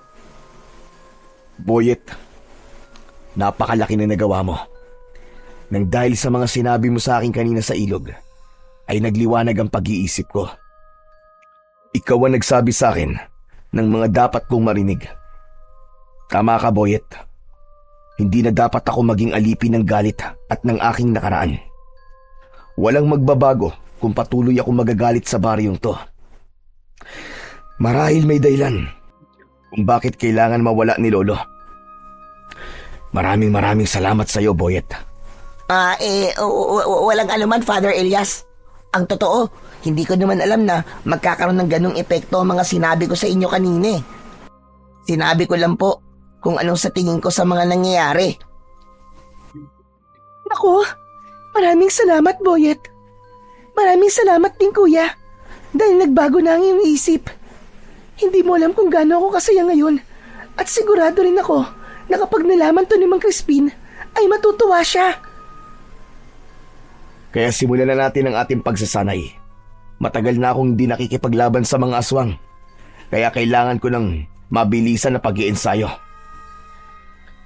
Maluwaluwang tumango si Amara sa sinabing yun ng kanyang kuya Elias.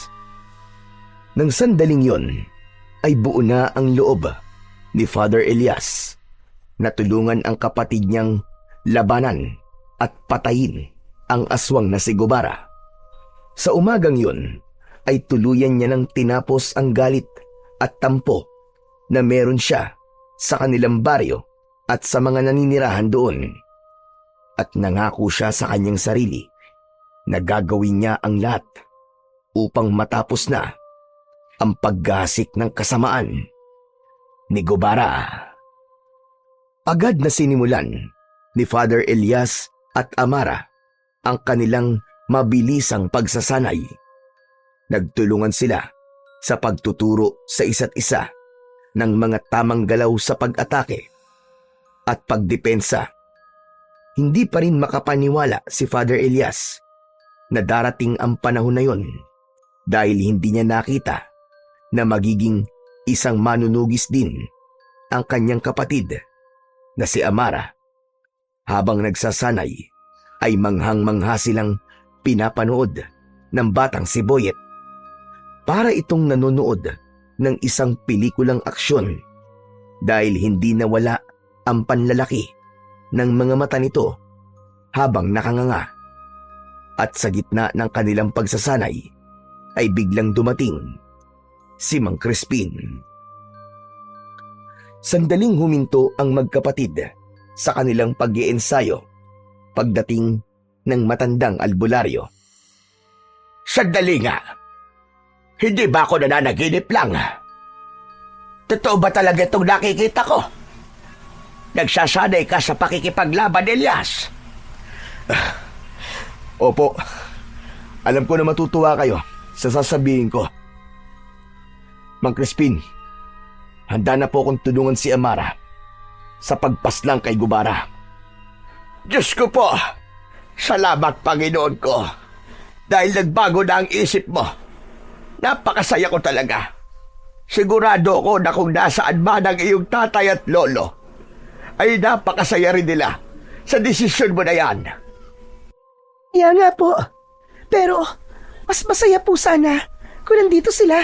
Sigurado ko na walang magiging laban si Gubara kung apat kaming haharap sa kanya. Wala man sila rito. Hindi man natin sila kasama ng pisikal. Ay sigurado ko na palaging nasa tabi natin sila tatay at lolo. Nararamdaman kong ginagabayan nila tayo. Nakakagaan sa pakiramdam na pagmasdan ang inyong pagsasanay na magkapatid.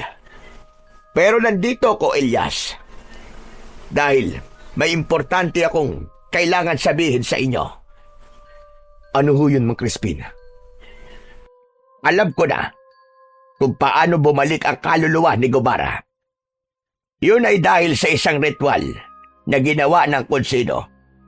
Nagtungo kasi ako sa libingan ni Gubara at may nakita ko roong mga kagamitan sa ritual. Alam ko na mga gamit na yon ay para sa pagtawag sa isang kaluluwa. At yun ang dahilan kung bakit mula sa impyerno na pinanggalingan nito ay nakawala ang espiritu ni Gubara. Ngunit, bakit po siya sumapi sa katawan ni Aling Celia? Ano ang dahilan? Yan ang hindi ko pa alam. Pero huwag kayo mag-alala. Dahil may ritual ako para maibalik ng tuluyan ang kaluluwa ni Gubara sa kung saan siya nararapat. Kapag nagawa ko ang ritual na yon, ay hindi na siya kailanman makakaalis sa lugar kung saan siya nararapat. Kung ganun, ay gawin niyo na po, Mang Crispin, sa lalong madaling panahon. Kung meron kaming maitutulong sa inyo, sabihin niyo lang po kagad sa amin. Malaki ang maitutulong niyo sa akin ni Amara Elias. Kailangan kasi na mamatay ang katawang ginagamit ni Gubara, at kapag nangyari yon, ay saka ko lamang magagawa ang ritual na sinasabi ko. Huwag ka mag-alala, Mang Crispin. Magtutulungan kami ni Amara. Gagawin namin ang lahat upang talunin at patayin si Gubara. Pero si Kapitan Ramil, hindi ba niya kami tutulungan? Siguro ay mas makabubuti kung kakausapin ko siya. Naniniwala ako na kung mas marami kami makikipaglaban, ay mas malaki ang tsansang manalo kami. Hindi ko alam kung kaya ba niya kayong tulungan pagdating sa bagay na yan. Alam ko na labis ang kalungkutan ni Kapitan Ramil sa sandaling ito. Dahil nga, ginamit ni Gubara ang katawan ng kanyang asawa. Lalo na't bago pasukin ni Gubara ang katawan ni Celia, ay meron itong malubhang sakit. Ngunit naniniwala ako na magtatagumpay kayo kahit dalawa lamang kayo ni Amara. Ipagdadasal ko rin na sana sa pagkakataong ito ay maibalik na natin ang kapayapaan sa baryong ito. Nang sandaling yon, ay buo na ang desisyon ni Father Elias na tapusin na ang takot ng mga tao sa baryo nila, bunga ng paggasik ng lagim ni Gubara. Ipinangako niya sa kanyang sarili at sa Panginoon na hindi siya aalis doon hanggat hindi nila napapatay ni Amara ang aswang. Kinagabihan ng araw ding yun, nasa labas ng bahay sina Father Elias at Amara. Hawak nila ang kani-kanilang mga sandata. Si Boyet naman ay natutulog na. Nagbabantay ang magkapatid sa posibleng pag-atake ni Gubara. Alam mo, kuya, hindi pa rin talaga ako makapaniwala na makakasama kita sa pakikipaglaban sa aswang. Nang sabihin mo kasi na wala ka rito para labanan si Gubara, ay hindi ko na inisip na tutulungan mo ko. Kaya talagang napakasaya ko. Marami ako napagtanto sa sinabi sa akin ni Boyet, Amara. Isa na roon ang hindi kita pwedeng pabayaan na mag-isang lumaban. Magkapatid tayo, kaya dapat lang na magtulungan tayo sa lahat ng bagay. Lalo na sa ganitong pagkakataon. Napakasaya ko talaga, kuya. Nararamdaman ko na sa sandaling makaharap natin si Gubara, ayun na ang magiging katapusan niya. Naputol ang pag-uusap ng dalawang magkapatid nang matigilan si Amara. Hinawakan nito ang agimat na nakasabit sa leeg nito at saka ito tumingin kay Father Elias. Ano, Amara? Nararamdaman mo ba? Nandito na naman ba si Gubara? Oo, kuya. Nararamdaman ko siya. Tara na. Hanapin na natin siya. Tapusin na natin ngayon ang paggasik niya ng lagim. Magkasamang tumakbo sina Father Elias at Amara upang hanapin ang kinaroroonan ni Gubara. Hanggang sa narinig nila ang sigawan ng mga tao sa dulong bahagi ng kanilang baryo. Sa kanilang pagtakbo ay nakasalubong nila si Mang Crispin. Diyos ko, mabuti na lamang at nakita ko kayo magkapatid. Sumasalakay na naman si Gubara. Daroon siya, malapit sa ilog. Sige, pupunta na po kami ron. Gawin niyo ang dapat niyong gawin. Sa sandaling mapatay niyo si Gubara, ay agad kong isasagawa ang ritual. Ipagdadasal ko ang inyong tagumpay. Sige, kami na pong bahala kay Gubara. Pagkatapos nun, nagpatuloy ang magkapatid sa pagtakbo hanggang sa nakita na nila ang kinaroroonan ng aswang na si Gubara.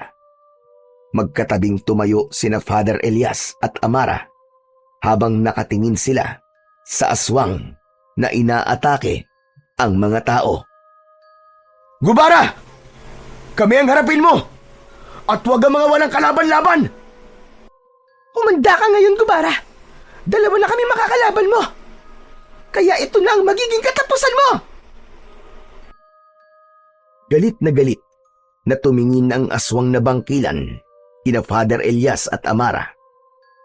Malakas siyang umangil at saka yun sumugod sa kanila. Sa bilis ng galaw ni Gubara ay muntik na nitong makalmot sa muka si Father Elias. Hinarap naman ni Amara si Gubara at malakas nitong itinulak palayo ang aswang. Napasadsad ito ng bagya sa lupa. Naging mabilis ang kanilang sagupaan. Sa tuwing lumilipad si Gubara ay bigla itong sumusugod ng napakabilis pabulusok. Agad naman itong sinasalubong ni Father Elias ng pag-atake gamit ang kanyang patalim mula sa sandata niyang krusipiyo. Ngunit sa isang pagkakataon ay nagawang hampasin ni Gubara si Father Elias gamit ang malalapad nitong pakpak. Natumba si Father Elias ng pasadsad sa lupa.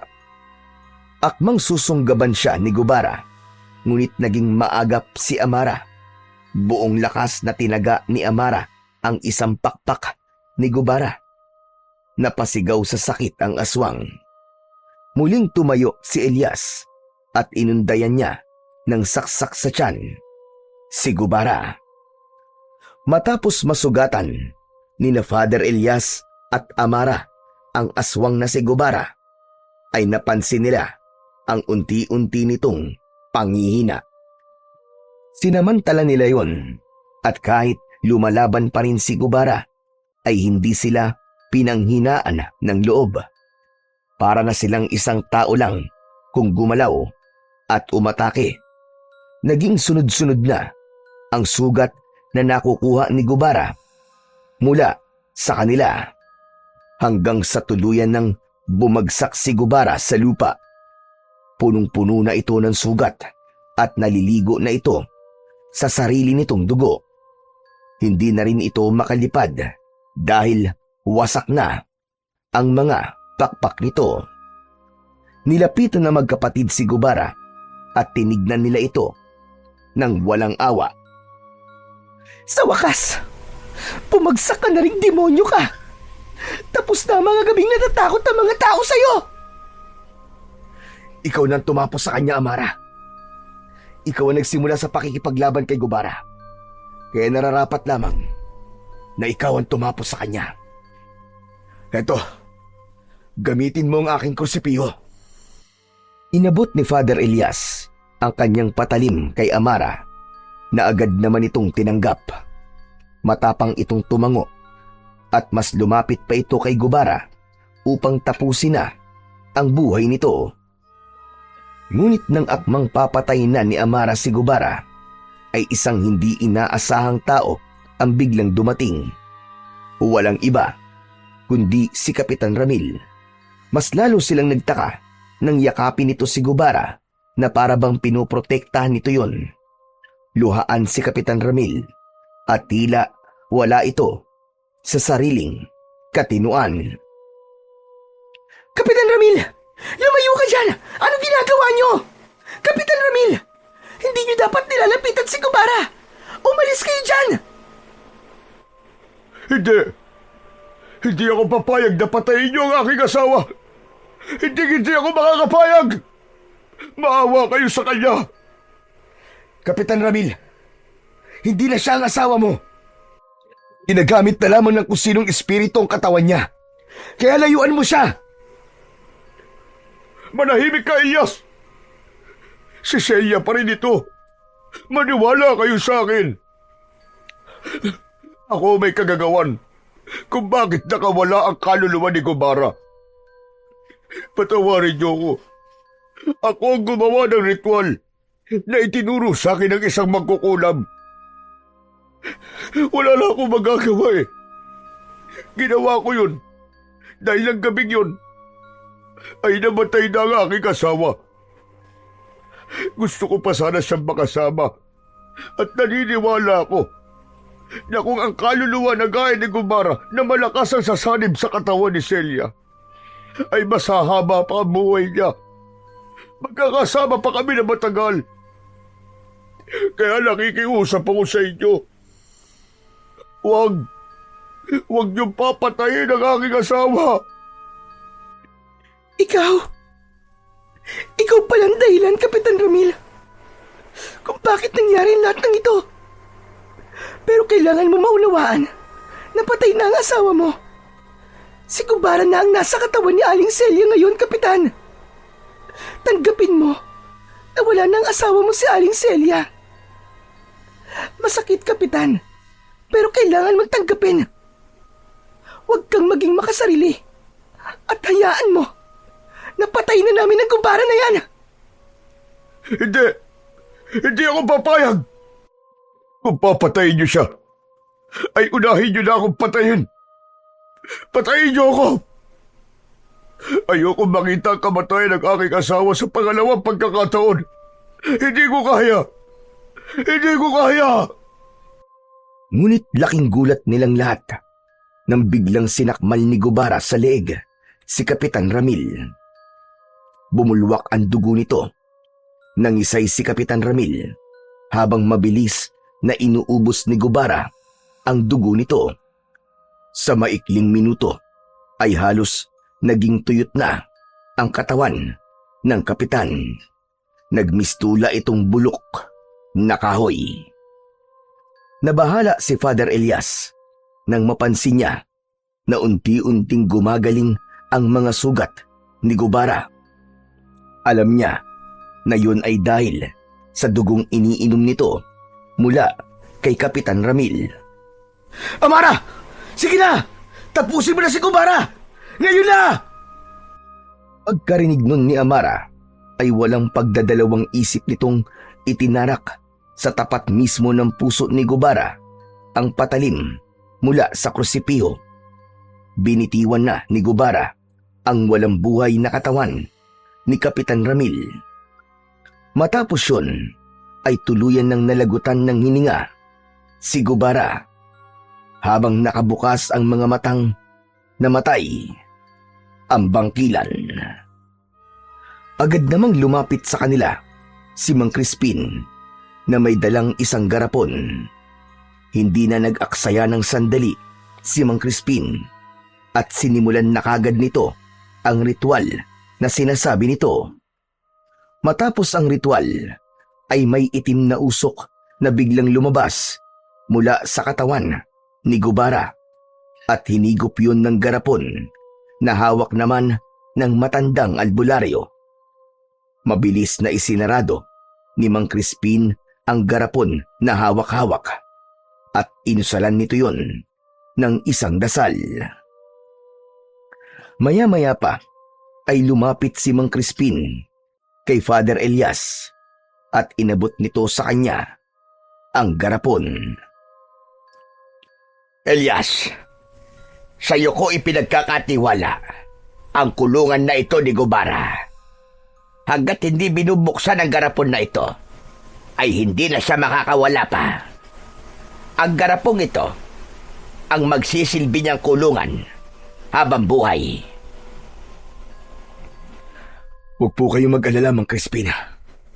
Dahil gagawin ko po ang lahat para hindi na po makawala si Gubara sa kulungan na ito. Maraming salamat po, Mang Crispin. Hindi, Elias. Kami ang dapat na magpasalamat sa iyo. At siyempre, sa iyo rin, Amara. Kayong dalawa ang nagbigay ng bagong pag-asa at simula sa ating baryo. Kayo ang mga totoong bayani ng baryong ito. Mabuhay kayong dalawa. Mabuhay kayong magkapatid. Mula sa kani-kanilang bahay ay lumabas na ang mga tao at naiiyak na pinalakpakan ng mga yun sina Father Elias at Amara at syempre si Mang Crispin. Hindi napigilan ni Father Elias ang mapaluha nang dahil sa labis na kasiyahan sapagkat muli niyang naramdaman ang kasiyahan na makatulong sa mga walang kalaban-laban. Maya-maya pa ay humahangos na dumating ang batang si Boyet. Halata sa mukha nito na bago lang itong gising. Nasa na? Nasa na ang aswang? Nasa na? Gusto ko siya makita. Teka, ano to? Tapos na po ba ang laban? Wala na. Tapos na, Boyet. Huli ka na. Tignan mo. At bangkay na ngayon si Gubara. Ay nako, sayang. Malas naman talaga, oh. Pabira. Napasarap ang tulog ko eh. Sayang talaga. Hindi ko nakita kung paano kayo nakipaglaban kay Gubara at paano nyo siya tinalo. Father, bakit hindi nyo po kasi ako ginising kanina? Pambira naman kayo, oh. Tulog mantika ka kasi, Boyet. Halika na nga. Umuwi na tayo. At ikikwento ko na lang sa'yo ang lahat ng nangyari mula sa umpisa hanggang sa napatay na namin si Gubara. Uy, ayos yun ah. Pero mas okay po sana kung nakita ko mismo ng personal. Ano bang gusto mong gawin ko? Buhayin ko ulit si Gubara tapos labanan ulit namin ni Amara? Huwag ka na nga maghimutok dyan. Halika na, umuwi na tayo. Ang kulit-kulit mo talaga eh. Natatawang ginulo ni Father Elias ang buhok ng naiinis na si Boyet. Wala nang nagawa ang binatilyo kundi ang sumama sa kanila pauwi sa kanilang bahay. Makalipas ang ilang araw ay dumating na ang araw ng pag-alis ni na Father Elias at Boyet. Inihatid silang dalawa ni Amara sa istasyon ng bus. Ano, kuya? Hindi na ba talaga magbabago ang isip mo? Hindi ka ba talaga pwedeng manatili ng kahit ilang araw pa? Sige na. Sa susunod na araw ng selebrasyon ng mga tao sa ating baryo dahil sa pagkawala ni Gubara. Amara, gustuin ko man na manatili pa ng ilang araw dito. Pero hindi na maaari, Amare. Dahil 1 linggo lamang ang bakasyon ko mula sa simbahan. May mga obligasyon ako na kailangan kong gawin. Ganun ba, kuya? Sayang naman. Pero kuya, salamat ah. Kasi hindi mo na ako pinilit na sumama sa'yo. Amara, nauunawaan ko na ikaw ay nararapat sa ating baryo. Ipinakita mo na kaya mong lumaban. Pero huwag ka mag-alala. Sa sandaling kailanganin niyo ulit ang tulong ko bilang isang manunugis, ay hindi ko na kayo pahihirapan na kumbinsihin ako na makipaglaban ulit sa mga aswang. Wala man ako sa ating baryo, Amara. Asahan niyo na ang puso ko ay nasa lugar na yon. Nang marinig na ni na Father Elias ang pagsigaw ng konduktor na aalis na ang bus, ay mabilis na nagyakap sina Father Elias at Amara. Sumakay na sila ni Boyet sa loob ng bus at nang umandar na yon, ay sumilip siya sa bintana at kumaway sa kanyang nakababatang kapatid. Ligtas na nakabalik sina Father Elias at Boyet sa baryo kung saan nagsisilbi si Father Elias bilang isang pari. Muli siyang naglingkod sa mga tao roon at nagpakalat ng magagandang salita ng ating Panginoon. Sa kabila ng kanyang tungkulin, hindi niya nakalimutan ang kanyang kapatid na si Amara. Paminsan-minsan ay dinadalaw niya ito at tuluyan niya na itong hinayaan na maging isang manunugis. Tinanggap na ni Father Elias na si Amara ay nakalaan upang ipagtanggol ang kanilang bayan laban sa mga nilalang ng dilim, lalong-lalo na sa mga aswang. Itinago ni Father Elias ang garapon kung saan nakakulong ang kaluluwa ni Gubara upang hindi na muling makawala ang halimaw na minsang nagdulot ng lagim sa kanilang mga buhay. Sa kanyang pagbabalik bilang pari ay natutunan niya ang kahalagahan ng pagpapatawad. Natutunan niyang ang galit na kanyang pinasan sa napakahabang panahon laban sa mga taong minsang nagkulang sa kanila ay hindi na dapat niya dalhin, sapagkat sa pagpapatawad nagmumula ang tunay na kapayapaan. Alam niya na hindi lamang ang laban sa aswang ang napagtagumpayan niya, kundi maging sa pagbitiw sa bigat ng kanyang nakaraan.